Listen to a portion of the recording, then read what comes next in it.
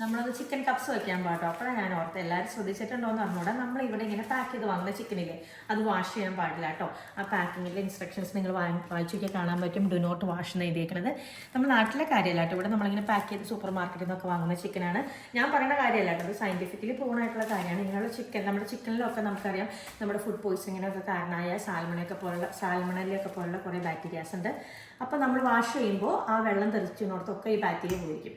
അതേ പക്ഷേ നമ്മൾ ചിക്കൻ കുക്ക് ചെയ്ത് കഴിക്കുന്നതുകൊണ്ട് നമുക്ക് ആ ബാക്ടീരിയയുടെ ആക്രമണം ഉണ്ടാവില്ല. പക്ഷേ നമ്മൾ വാഷ് ചെയ്ത് കഴിയുമ്പോൾ ഈ ബാക്ടീരിയ എല്ലായിടത്തും പോയിരിക്കുന്നതുകൊണ്ട് നമ്മൾ ഉപയോഗിക്കുന്ന വെജിറ്റബിൾസോ കട്ട് ചെയ്ത് വയ്ക്കുന്ന കത്തിമയും അതുപോലത്തെ സ്പൂൺ അങ്ങനത്തെ യൂട്ടിൽസിന്മയൊക്കെ ആവും.